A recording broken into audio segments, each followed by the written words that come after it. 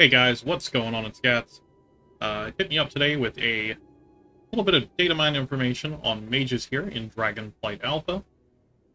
Again, this is alpha information, and absolutely things can and will change. This is all Datamined information, so we don't have full context for all of this yet. And the Wowhead article here goes over specifically, how they came to the assumption that these are either mage talents or things that are going to be showing up for mage in Dragonflight. There's a whole bunch of things here to go over. We're going to start with what they have here with the Returning Covenant abilities. They have listed Radiant Spark. This was probably the most powerful spell for Arcane Mage, in Shadowlands here. Core part of the rotation, super, super powerful. And I'm sure a lot of people that have been playing Arcane Mage for the expansion are going to love to see this could be coming back. I personally think it's really, really fun. I definitely like it a lot more than Shifting Power. The Shifting Power, I'm not a huge fan of because anytime you reduce your CDs at such a drastic amount, things get a little goofy, and they tune around that typically. So, not the biggest fan of seeing the Shifting Power there, but that's okay. Shifting Power was absolutely a defining ability during Shadowlands, so definitely not too surprising to see it, and it'll definitely still remain powerful. I know with specifically Fire Mage, this was basically required to play the spec, because you did need to have, that power from Fire Mage. Without it, you didn't have your combustion cooldown low enough to be effective. So some speculated general class talents. These here are things that don't seem to be tagged with a specific spec. Skim may or may not have access to these, as every mage spec we'll have to see. But first off, there's cumulative shielding, which is just faster shield recharge while you have an active shield. Nothing super important there. Arcane Explosion, Ranon, whatever that means. Causes an explosion of arcane magic around the caster, dealing arcane damage to all targets within 6 yards. This is kind of like that Arcane Echo talent we had before, or whenever you go and you pop Arcane Explosion, it just does it again, to a lesser extent. This here also implies there may be other versions of Arcane Explosion showing up, which is cool. I like those kind of building block talents that we saw in Druid, where you have the different berserks that all get to add up together and make a very powerful ability. Next, there's just generic magic damage reduction here. Ring of Fire, which seems really cool. Summon a Ring of Fire for 8 seconds at the target location. It'll burn for 24% of its total health over 6 seconds. I'm sure that there's a hard limit on that, otherwise it would be completely broken, because that's an absurd amount of damage. I believe this is currently a PvP talent for Fire. If it isn't, surprising, but that sounds like totally a PvP type talent. Cryo Freeze, I believe this is currently a conduit, diverted energy. Your barriers heal you for 10% of the damage they absorb. Flow of time, cooldown of blink is reduced by 0.5 seconds. I think it's probably a typo. It's probably supposed to be reduced by 5 seconds, I would guess. That or the GCD is reduced by 0.5 maybe. Not too sure. Grounding Surge. After you interrupt, it reduces the CD of your counterspell by 2 seconds. That's pretty good. That rewards you for correctly interrupting. Incantation of Swiftness. For Arcane, invisibility increases your move speed by 16% for 6 seconds for Fire and Frost. Invisibility increases your movement speed by 40% for 6 seconds. I'm assuming this is because Arcane, you typically end up with extra charges of Blink or whatever else there. That seems a little strange to have that big of a disparity between the different specs. I'm sure that'll probably end up being the same thing between all of them, unless Arcane's getting something really cool that we haven't seen yet, which definitely could be. Mass Polymorph is very interesting. An AoE 10 yards around you. That keeps everything around you. That's really, really sweet. I can't wait to actually see this get used. That sounds great. Reabsorption, you're healed for 5% of your max health whenever a mirror image dissipates due to direct damage. Reduplication, mirror image's cooldowns reduced by 10 seconds when mirror image dissipates due to direct damage. These sound like PvP talents here. Tempest Barrier, 3% of your max health after you blink. Or a shield that absorbs 3% of your max health for 15 seconds after you blink. I believe this is currently either a conduit or a Torghast power, one of the two. Temporal Velocity increases your move speed by 30% for 5 seconds after returning from Alter Time. Time Anomaly, at any moment you can gain Arcane Surge for 6 seconds and Clear Casting, Combustion for 5 seconds and a Fire Blast charge, or Icy Veins for 8 seconds and Fingers of Frost, or Time Warp for 6 seconds. Pretty cool, pretty cool. Nice to see that for everybody. Little too much RNG for most, though. Just a flat mastery buff, kind of weird, super boring. And then Winter's Protection, which is Ice Block CD reduction, which I'm pretty sure is either a conduit or just, you know, some baseline thing you get somewhere. Speculated Arcane Mage talents, Arcane Surge, which seems completely busted here.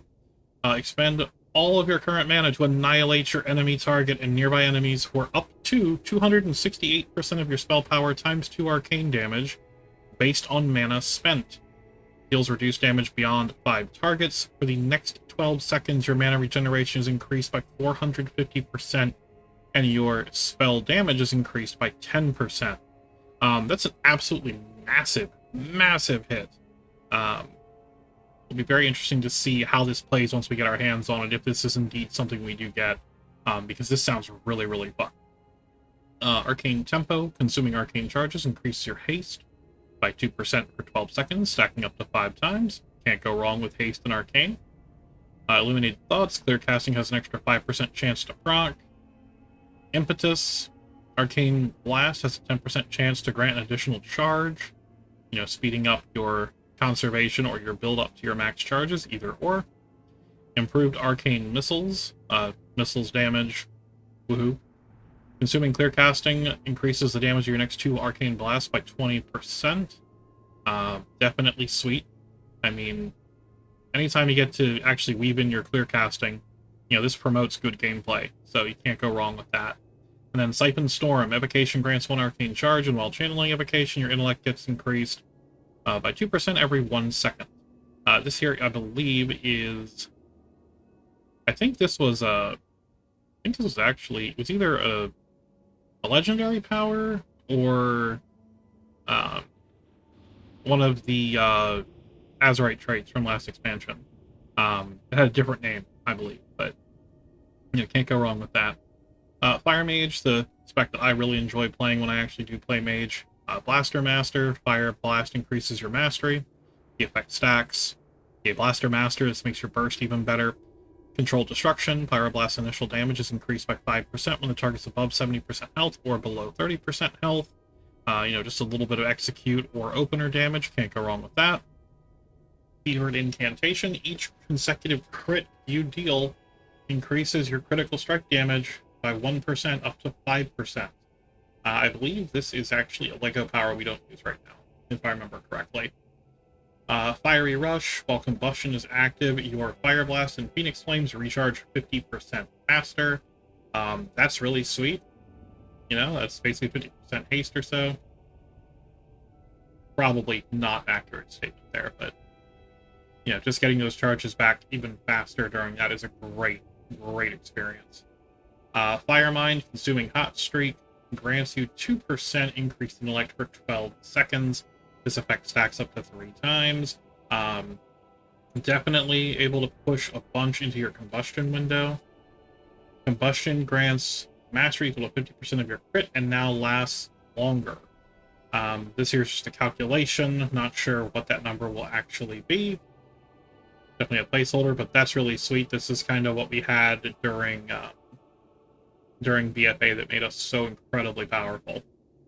Improved Scorch. Scorch crits increase the target's damage taken from you by 4% for 8 seconds, stacking up to 3 times.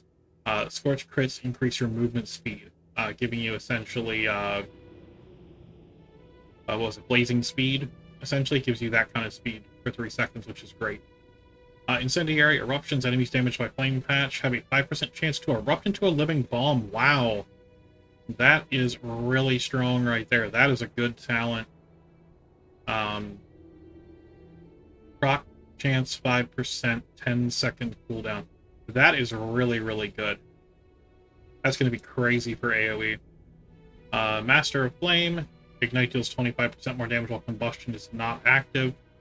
And Ignite spreads 300% faster while combustion is active. Just makes your Ignite even better. Molten Skyfall, damaging enemy with 30 fireballs or pyros, causes your next fireball to call down a meteor. Hitting an enemy player counts as double. Phoenix Reborn, targets affected by your Ignite have a chance to erupt in flame, taking extra damage, and reducing the remaining cooldown of Phoenix Flames by 10 seconds. That's pretty awesome. Just getting those charges back is great. Sun King's Blessing, after pursuing 8 hot streaks, your next non-instant pyro grants you combustion. This is currently one of the best Legos you can run. I know it's super, super strong. Having this effect without having to craft a piece of gear is sweet. Tinder, if you've not cast Fireball for 8 seconds, your next Fireball will deal 50% increased damage with a 30% reduced cast time. I believe this is currently a PvP talent, and I love it. It's good. Wildfire, Ignite deals 5% additional damage. When you activate Combustion, you gain 4% crit, and up to 4 nearby allies gain crit as well. This was one of the better Azerite traits during Battle for Azeroth, so I'm glad to see this is making a return, hopefully. Down here at Frost, not a ton that looks, absolutely insane. There's 1 or 2 exceptions, though. Arctic Piercing, Frostbolt crits empower Ice Lance, increasing the damage dealt by 10% for 6 seconds, stacking up to 3 times. Of course, just making your Frozen Orb window even better. Chilled damage, or damage against frozen targets. It looks like this is a choice node here. Plus 2 damage to chilled targets, or plus 2% damage to frozen targets. Cold Front. This is your Frozen Orb after hitting 30 Frostbolts or Flurries. Flash Freeze. Each of your Icicles deals 10% additional damage when an Icicle deals damage. 5% chance to gain Fingers of Frost. I believe this is currently a... I think this is a legendary right now, and I know we had Flash Freeze back in BFA as well. Fractured Frost. Your Frostbolt has a 20% chance to hit up to 2 additional targets. That's currently what the Necrolord ability does for you, except that has a 100% chance. Just having that as a possibility is also great. Freezing Wind, while Frozen Orb is active, you get Fingers of Frost every 2 seconds. Frigid Shattering. Your Frost spells deal 20% more damage to targets that are rooted and frozen. Frostbite, your chill effects have a 10% chance to freeze their target. Roughly 10% proc chance. Cool to see that iconic thing coming back there. Glacial Assault, Flurry has a 20% chance to call down a Comet Storm. This here, as far as I know, is an Azerite power, and this may even be the 1 tier set bonus to a degree. Hailstones, casting Ice Lands on frozen targets has a 50% chance to generate an Icicle. Hailstones is pretty sweet, I like that. Definitely a fun little bit of RNG there. Ice 9, Frostbolt and Flurry have a 15% chance to generate 2 Icicles. This just speeds everything up. Nothing wrong there. Icy Propulsion, while Icy Veins is active, damaging single target spell crits. Reduce its cooldown by 2%. This, of course, just speeding up your CD windows. Perpetual Winter, Flurry now has 2 charges. This is really, really great. Cannot go wrong with being able to bank resources, especially when you typically would waste a bunch of those charges, if you're not careful. Slick Ice, this I believe is also currently a legendary. While Icy Veins is active, each Frostbolt you cast reduces the cast time of Frostbolt by 2%, increases its damage by 2%, stacking up to 10 times. Very, very powerful in conjunction with your other, with the other talents currently available to you. With what we're seeing here, definitely a very powerful choice. Snap Freeze, Icy Vein grants you a charge of both Brain Freeze and Fingers of Frost. That is super welcome. That's going to make your Icy Veins window start off with a bang regardless, which is a great thing to do. Snowstorm, Blizzard has a 30% chance per target hit to increase the damage of your next cone of cold by 25%, stacking up to 30 times. This here sounds like incredible burst damage potential, and I'm all for it. Being able to drop that Blizzard after you toss out your Frozen Orb, and then having a massive cone of cold that you can, go into melee, pop your Frost Nova, or just have your, your Frostbite proc potentially, and just, drop that massive cone of cold.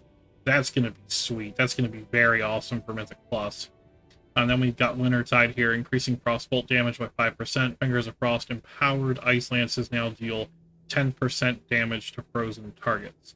I'm assuming it's going to be 10% additional damage to frozen targets, I would assume. Not a massive amount here, that we see that looks like it's tied together, but also enough there that we can kind of get a general feel for where they're headed, with the design for Mage, which hopefully we'll be able to see very soon in the alpha. I'm very excited to play a bit of Fire Mage once I finally get my hands on an alpha key, and by alpha key I mean whenever they flag my account.